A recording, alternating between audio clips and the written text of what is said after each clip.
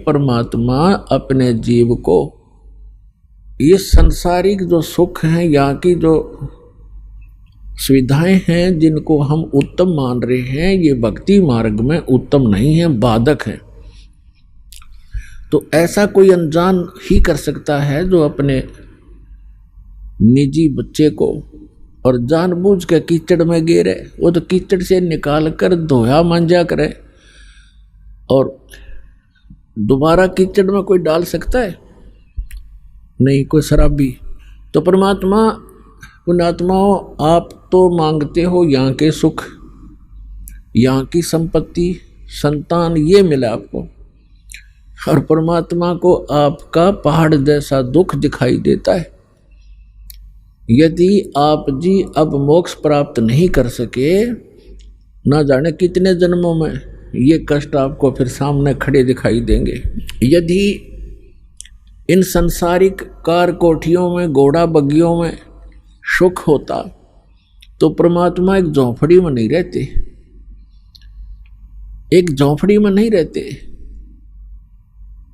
और कपड़ा बुनकर एक सिंपल मैन की, एक बिल्कुल निर्धन व्यक्ति की भूमिका नहीं करते।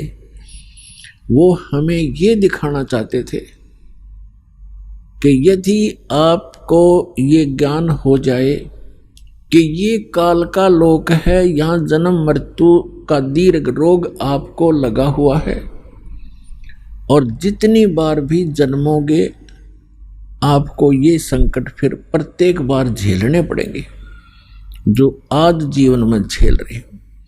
इसका अंत नहीं, और एक ऐसा सुखमय स्थान है जहां जाने के बाद आपकी जन्म मृत्यु कभी नहीं होगी और वहां आपका मनुष्य शरीर होगा, आपके बच्चे होंगे, आपकी पत्नी होगी, आपका संतान होगा, एज इट इज होगा, आपका परिवार होगा, वो कभी मृत्यु को प्राप्त नहीं होगा। और यहाँ आप सारा जीवन इन्हीं की सुरक्षा में लगे रहते हैं और पता नहीं कब बिजली गिर जाए। आप पढ़ रहे हो समाचार पत्रों में, देख रहे हो मीडिया, इस इलेक्ट्रॉनिक टीवी चैनलों पर केदारनाथ नाम के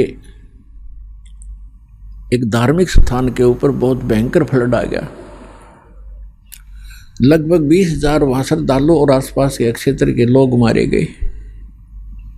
बताओ, अब वो बेचारे अपने परिवार के लिए ही बैठे थे, मेरा बच्चा ऐसे हो जा, मेरी बेटी ये बन जा, पुत्र अच्छा नौकरी लग जा, ऐसे हो जा, धन बन जा।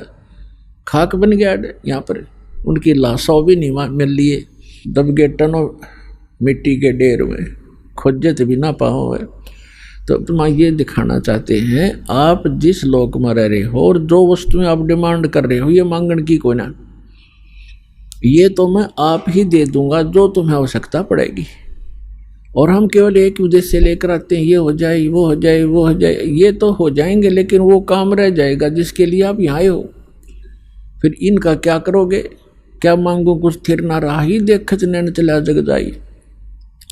1 लख पूत 1.25 लाख नाती, उस रावण का जो दीवान बाती। आप क्या मांगोगे भगवान से? एक पुत्र मांग लोगे,